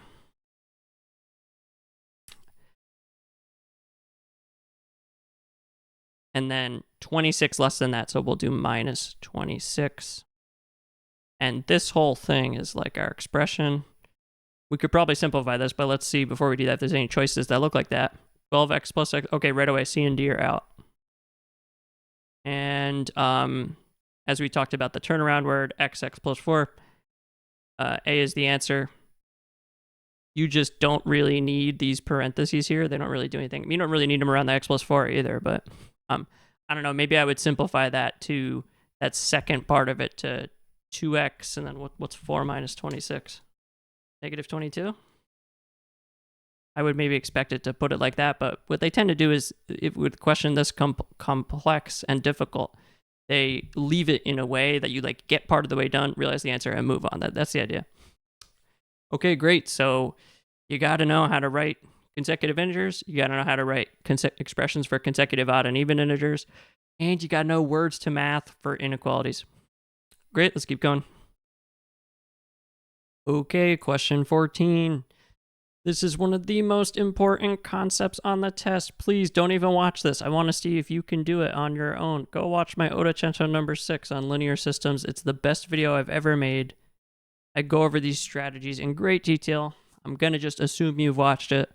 So if you don't go watch it, you might be a little confused. These questions show up so often, as you'll see, pretty much once or twice every exam at least. Okay, so first things first, the questions kind of teeing me up for standard form. Doesn't really look like slope-intercept form at all, so I'm going to use standard form. And next I notice there's fractions. We got to get rid of those fractions. So in the first one, we're going to clear denominators. I see we've got a denominator of 5, 5, and 7. The least common multiple of 5 and 7 is 35. I'm going to multiply this equation by 35. The bottom one, we only have a denominator of 2. I'm going to multiply that equation by 2. So now we have 7, 2, that's 14x plus 49y equals 35 times 2/7, which is 10. And then in the next one, we should have 2gx plus 2ky equals 5. Now the question says we have infinitely many solutions. I go over in the video, that means a over d equals b over e, which equals c over f. So we should get 14 over 2g equals 49 over 2k, which equals 10 over 5. And infinitely many is kind of special because it basically means every single part of the equation is getting multiplied by the same number. You could go and like set this equal and cross multiply, and that's great. But you kind of notice these differ by a factor of 2. So all of them should differ by a factor of 2. So really, 49 divided by 2, whatever that is. Oh, wait a minute. I just started seeing something. You know what? Maybe we don't even need to find it. Do you see how it says g over k? I'm going to try something different here. I think you could solve for g and k. So it's not like you have to do it this way. But this looks kind of fun. Let's do it this way. I'm going to cross multiply those guys. And I get 14 times 2. So that's 28k. And then 49 times 2. That's 98g. And then I could just rearrange this equation to solve for g over k. So I'm going to divide both sides by k. And I get 28 equals 98 g over k. And then I'll divide both sides by 98. And I get 28 over 98, which reduces to 2/7. And that is the answer. Okay, guys, so for these, I go over this in the video. I would always use Desmos when possible to confirm that it's right. Not necessarily to get the answer, but just to confirm that you did it right. That way, if you have time, you can start over really quick and give it another go. So if you look at this proportion, like I said, you see how they differ by a factor of 2. You cross multiply, do whatever you want. But those ones on the bottom should be half.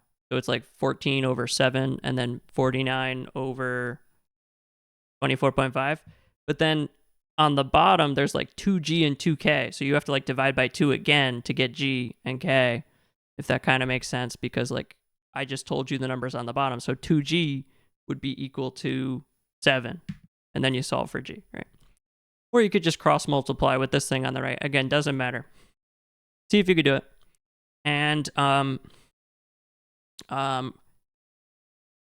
you see, if I unhighlight and highlight, the blue perfectly replaces the red.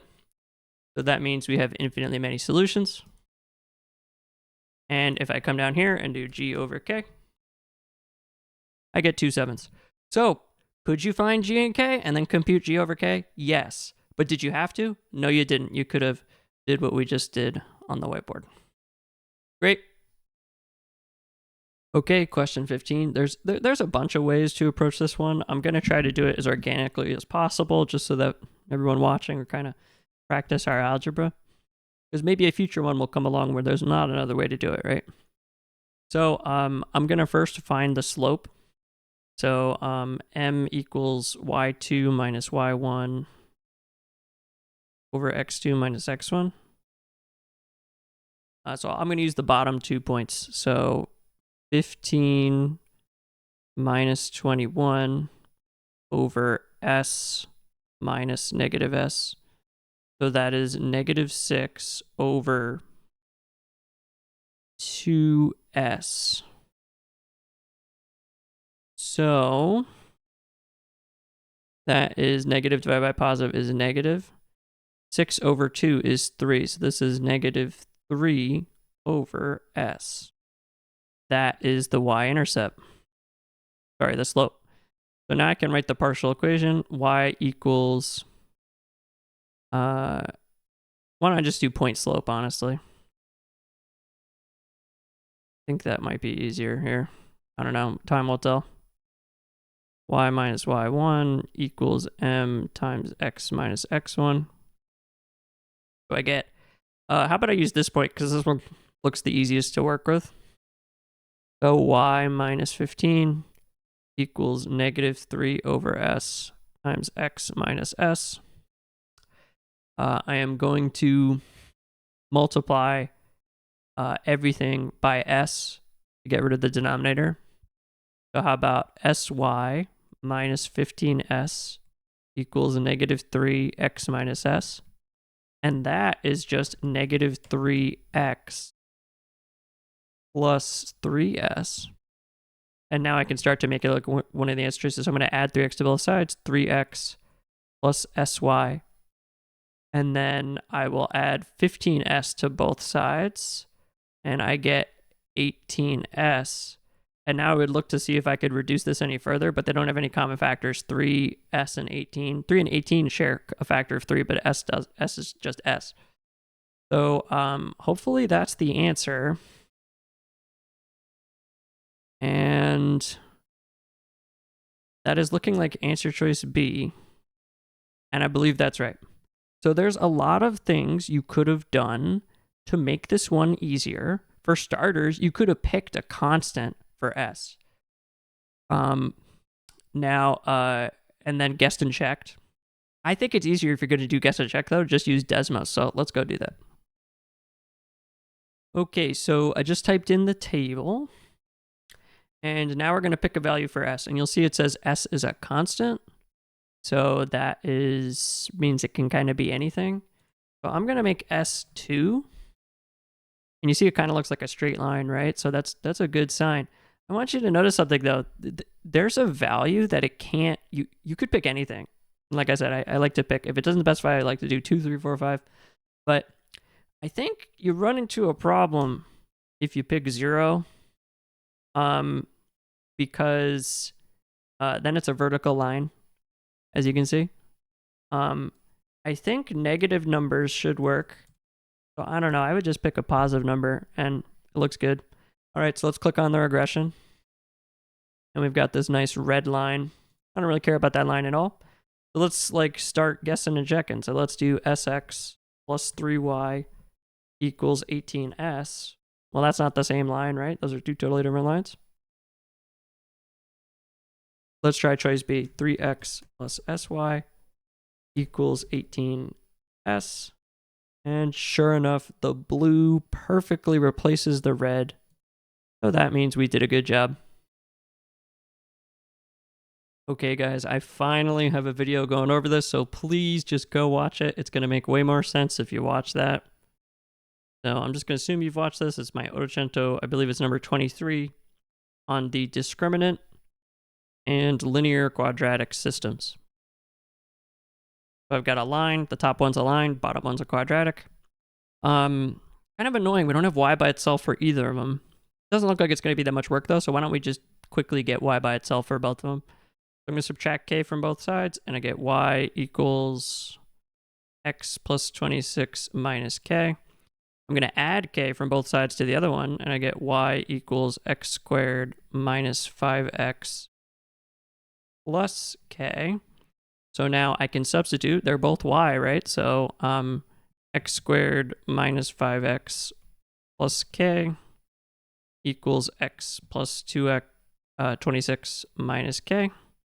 So now I want to get everything to one side, standard form. So I'm going to subtract 26 from both sides. So I get x squared minus 5x minus 26. And then I'm going to add k to both sides. So add k to both sides. And that should give us a plus 2k on the end there. Equals to 0. Oh yeah, one other thing. I forgot to... this is why you really got to write your algebra. To be fair, I'm a little pressed for screen space. So we got to subtract x as well.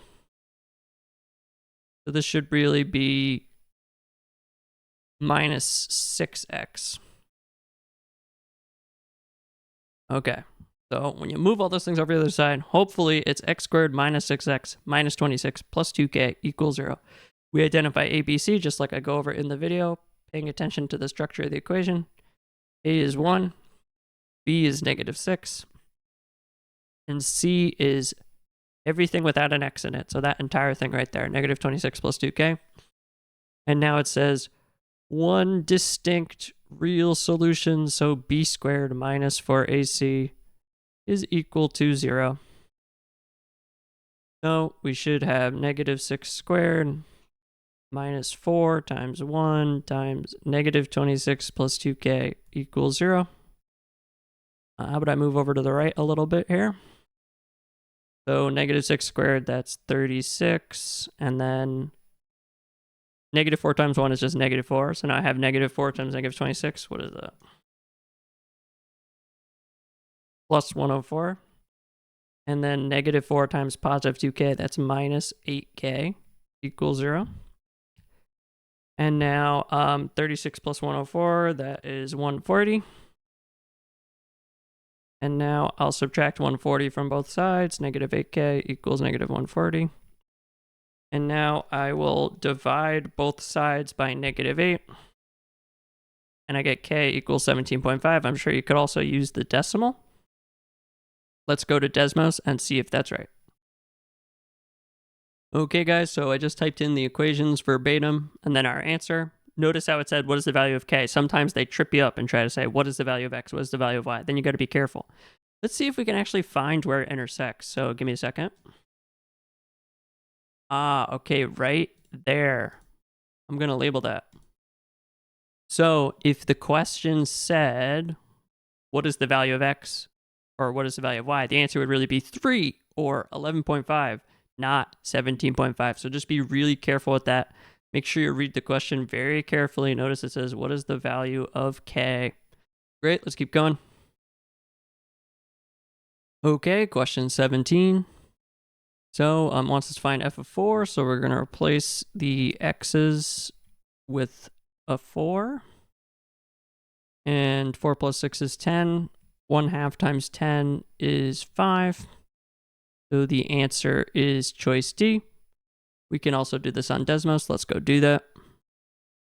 So I just typed in the function, and then I type in f of 4, and I get the same thing, 5. Okay, question 18. So for this one, we're going to want to know, or look at the reference sheet, that area of a rectangle is equal to length times width. There's like a really annoying trick to this one, and they've done this in other questions before too. So it says the length is x, and then it says the length is 24 inches longer than its width. So the length means equals 24 inches longer than its width. So how about w plus 24? And the length is x. So if I write this as x equals w plus 24, lots of people would say the width is x plus 24, but you see if you do the algebra, we subtract 24 from both sides, it's actually x minus 24. So the way it's phrased makes it feel very counterintuitive, but if you carefully write it down and break down the words to math, just like I did here, the length is 24 inches longer than its width, and then do the algebra, it becomes a lot more clear. Anyway, so the area is 2661, so let's put 2661. The length, as we talked about, is x, and then the width, as we talked about, is x minus 24. This gives me 2661 equals, I'm going to distribute x squared minus 24x. I'll get all the terms to one side, just like the answer choices have. I'll subtract 2661 from both sides. 0 equals x squared minus 24x minus 2661. And that gives us answer choice A. Okay, question 19. I made this kind of crummy drawing of a cone with the radius, height, and the slant height, which we call L. And then I copied the formula for the volume down from the reference sheet, 1/3 pi r squared height. I suppose the big trick to this one is just knowing what a slant height is, but beyond that, do you see how it says the area of its base? So the base is a circle, right? And the area of a circle is pi r squared. So do you see how here in the formula, that part is the area of the circle? So I'm going to go left to right and put the information into the formula. So I've got the volume is 71,148 pi equals 1/3, and then that area of the base, which is 5929 pi,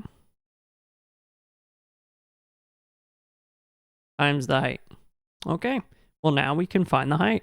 So to move the 1/3 to the other side, I'll multiply by 3. So 71 times 71,148 times 3 is 213,444 pi. And that's 5929 pi h. And now I'll divide both sides by 5929 pi. The pi's cancel. And that big number over 5929 is 36. So the height is 36. You'll notice that's a trap answer. That is not the answer. In that right triangle, that is this. The slant height is this thing. It wants to know what L is. Okay. So if the height, I'm going to start drawing a right triangle. If the height is 36 and this is L, we're going to need the radius. So they told us that the area of the square base is 5929 pi. So pi r squared, let me put this somewhere you guys can see. So pi r squared equals 5929 pi. Okay, divide both sides by pi. I get r squared equals 5929. And now I'm going to take the square root of both sides. The square root of 5929 is 77. Okay, so we've got the radius and we got the height. So you see radius goes here on the picture. So I'll put that there. And now I can use the Pythagorean theorem, a squared plus b squared equals c squared, to find the slant height. So let's do that. 36 squared plus 77 squared equals L squared. 36 squared plus 77 squared is 7225. And now I'll take the square root of both sides. And I see that L is equal to 85. And that is the slant height, which gives us choice D. So, really important thing you might have just learned for the first time is that L, the slant height, is the hypotenuse formed by the radius and the height. Okay, question 20. So I'll go over a little bit how to do it by hand, but in my opinion, it's kind of pointless. So I go over how to do these exact questions using Desmos. In my Desmos number, I think it's 19. I don't know, the video is called Parameterization. So definitely go check that out if you haven't already. There's some original questions in there that you can go practice this some more. First thing I notice is that this is a linear system, and I'm noticing that's in standard form, and that all of these are times 4. So it's the same equation. So that means it has infinitely many solutions. So they're the same line. So it really doesn't matter which one I use. They're the exact same line. So in the interest of making the math easier, I'm going to use the one with the smaller numbers in it. 7x plus 6y equals 5. And pause the video if you don't want me to ruin this for you. I'm just going to tell you the answer just because guessing, if you're going to do it by hand, you pretty much have to guess and check. And guessing and check all of these is a little bit pointless. So the answer is D. And so how you would arrive at that is you would plug each of these coordinates in for x and y and see if it makes the equation true. So for this one, let's see what we get. In order for it to lie on the graph for each real number r, it should be an identity, like 8 equals 8. So I do 7 negative 6r over 7 plus 5/7 plus 6 times r, because that's the y coordinate, equals 5. And I get negative 6r plus 5 plus 6r equals 5. The negative 6r and the 6r, those add to 0. And I get 5 equals 5, which is an identity.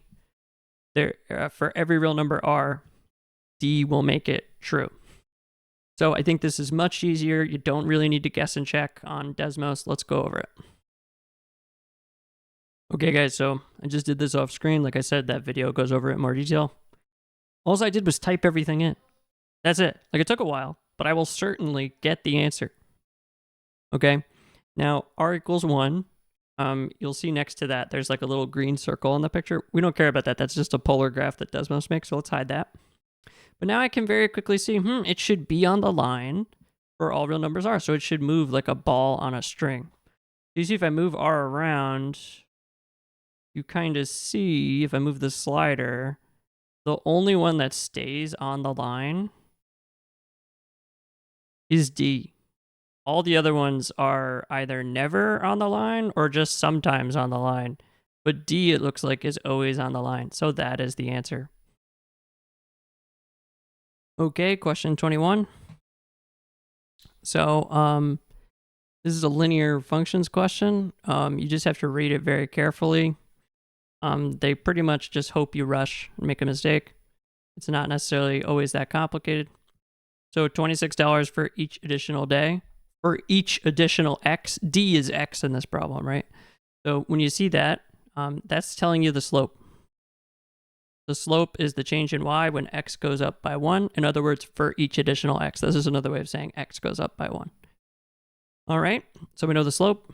And we also know from the function notation that D is the x and capital C, the name of the function, is the y. So I'm going to make a little table. We'll do D, that's our x, so I'll put it on the left. C, that's our y, so I'll put it on the right. And now I'll read this part. $52 for the first day. Okay, so the first day, so that means D, the days, is 1. And C, the cost, is $52, so 52. So we've got a slope of 26 and a point that it goes through of 1 comma 52. I used point slope earlier. How about I do the partial equation this time? So y equals 26x plus b. I'll plug in the point 1 comma 52. 52 equals 26 times 1 plus b. 26 times 1 is 26. Subtract 26 from both sides. I get 26 equals b. So the slope, which is m, is 26. And the y-intercept is also 26. So mx plus b, the equation is y equals 26x plus 26. And that is answer choice A. You'll notice that lots of people, they probably read it too fast and think the first day means like D is 0 and that it's the y-intercept, but that is wrong. So if you fell for that logic, you would pick answer choice B. The first time this question was asked, way in like one of my first videos, I made the same mistake and I got it wrong. Learn from my errors. Don't let that be you. Okay, question 22. So guys, please, please, please, before you watch this part of the video, go watch my Ottocento number 2 on unit conversions. It goes over this in great detail. There's a worksheet where you can practice doing this. More specifically, towards the end of the lecture segment, there's a part called square unit conversions. So definitely make sure you watch that, square unit conversions. All right, so we're going to do a unit conversion using the factor label method, just like you learned in a high school chemistry class. But first, you'll notice They didn't give us the unit conversion for time, so there's some we need to know as I talk about in my video. This wants us to go from seconds to minutes. So we should write that down first. 60 seconds equals 1 minute. But you'll notice it says second squared and minute squared. So we really want square units for the time. So what I'm going to do is I'm going to square both sides of this equation.